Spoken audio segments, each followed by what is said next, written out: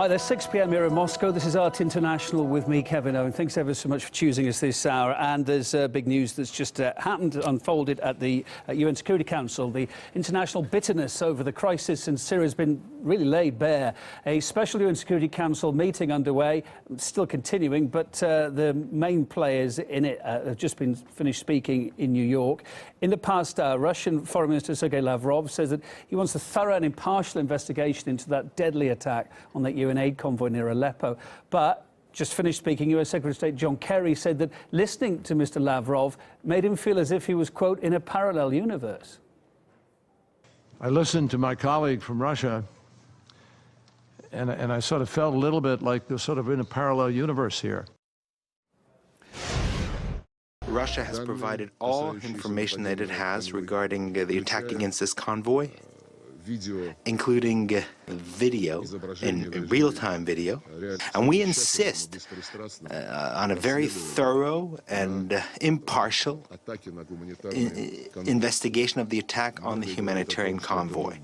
Many said that it could have been a rocket or an artillery shelling. I think we need to refrain from emotional reactions and make comments immediately, public comments, but first to investigate and be very professional. I just wanted to mention that the distance from the point of the incident and the epicenter of clashes in the center of Aleppo, where terrorists are fighting, is no more than 5 to 7 kilometers. Everyone is entitled to their own opinion, but you are not entitled to your own facts. So I want to share some facts with you this morning. On Monday, 20 aid workers were killed in an outrageous, sustained, 2-hour attack directed at a fully authorized humanitarian mission near Aleppo. Those are facts. It's claimed that 2 Russian Sukhoi Su-24 warplanes were in the skies above that aid convoy at the exact time it was struck late on Monday. That's the latest through now. It's news about that's come from US officials who told the Reuters news agency, citing US intelligence, that led them, therefore, to conclude, rightly or wrongly, that Russia was to blame. Russia says no. Murat Gazdev's got more. You know, first of all of our information indicates clearly that this was an airstrike. That means there only could have been 2 entities responsible, either the Syrian regime or the Russian government.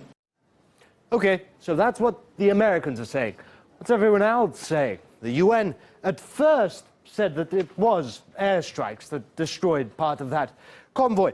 A few days later, when heads had a chance to cool down and people had a chance to look at the facts, they amended that statement and removed any mention of an airstrike. And the Russians have said from the onset, it was neither us nor the Syrians.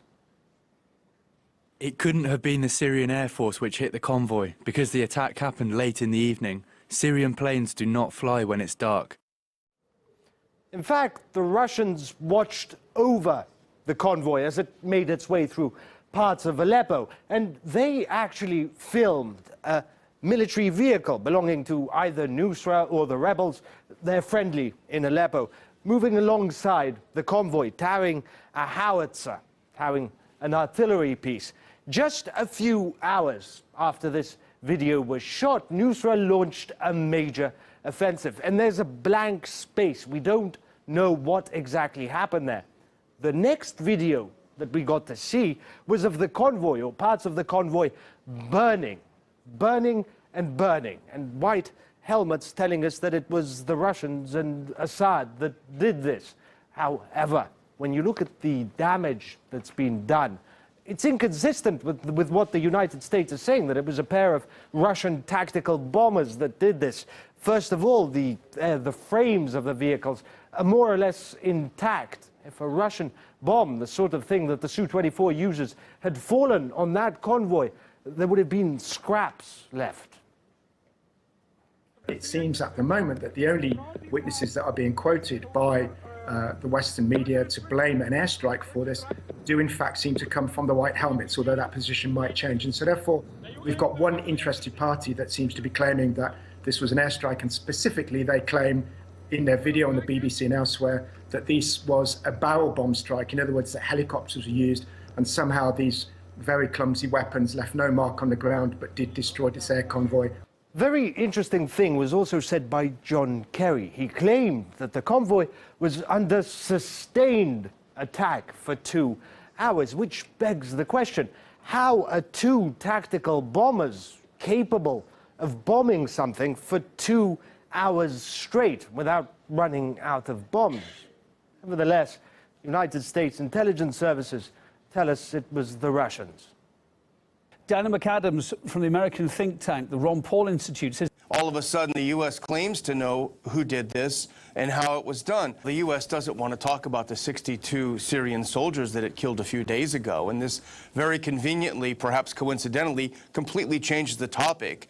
But we don't know whether it is an airstrike at all. So it's a sort of insinuation, it just to plant the seed in everyone's mind, whereas in fact we have absolutely no idea, at least at this point, who did it and why.